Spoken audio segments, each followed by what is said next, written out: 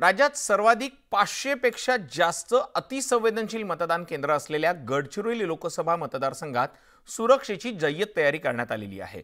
C60 कमांडोसह Gadchiroli police दलाचे जवान, CRPF अशा तब्बल 20,000 जवानांना निवडणुकीसाठी तैनात करण्यात आलेला आहे। माओवाद्यांनी निवडणुकीवर बहिष्कार घालण्याचं आवाहन केलं असून निवडणुकीवरती हिंसक कारवायांचं सावट आहे। गडचिरोली पोलिसांनी महाराष्ट्र-छत्तीसगड सीमा महाराष्ट्र-तेलंगणा सीमेवर विशेष लक्ष केंद्रित केलेलं आहे। काल छत्तीसगडच्या अबुझामडच्या जंगलात झालेल्या चकमकीमध्ये 29 माओवादी ठार झाले होते।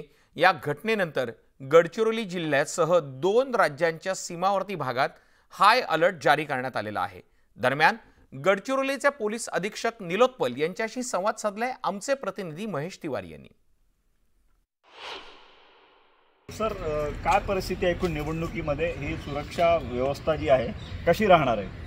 मागचे 6 महिन्यापासून आम्ही लोकसभा निवडणुकीचे तयारीमध्ये गडचिरोली पोलीसचे पूर्ण टीम होते आणि आम्हाला 40 CAPFचे जे तुकडे आहे ते बाहेरून भेटलेलं आहे। एकूण 87 CAPFची तुकड्या या निवडणुकीमध्ये डिप्लॉय होणार आहे। सुमारास 15,000 जवान सुरक्षा दलचे ते 19 एप्रिलला निवडणुकीसाठी स्वतः जमीनवर उभे राहून मतदान करणार आहे। त्या व्यतिरिक्त आम्हाला 7 इंडियन एअरफोर्स आणि इंडियन आर्मीच्या चॉपरची मदत भेटली आहे आणि त्यातून आम्ही 206 लोकेशन्सवर पोलिंग बूथ्सला आम्ही पोलिंग पार्टीज ड्रॉप करत आहे चॉपरच्या मदतीने, जे अतिसंवेदनशील आणि संवेदनशील ठिकाणे आहे। बॉर्डरवर कशा पद्धतीनं दक्षता घेण्यात आली आहे? कारण छत्तीसगडची सीमा आहे, तेलंगणाची सीमा आहे।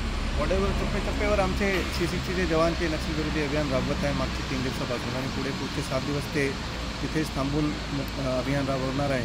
तसेच ते जे आमचे बॉर्डर आहे मोहल्ला मानपूर आणि कांकेर, त्यांचे इलेक्शन 26 तारखेला आहे, तर त्यांचे पण DRGचे जवान आणि जे CAPF त्यांच्याकडे डिप्लॉईड आहे ते पण आमचे मदतीसाठी 18 आणि 19 तारखेला पूर्ण बॉर्डर पॅक करून तिथे अभियान राबवणार आहे, जेणेकरून त्या एरियातून कोणतीही गडचिरोलीमध्ये माओवादी मूवमेंट होणार नाही, त्यासाठी ते अभियान राबवणार आहे। आणि आमचे पूर्ण C60ने पूर्ण छत्तीसगड जे बॉर्डर आहे त्यांना पॅक केलेलं आहे नक्षलविरोधी अभियान आणि एरिया सर्च ऑपरेशन्समध्ये।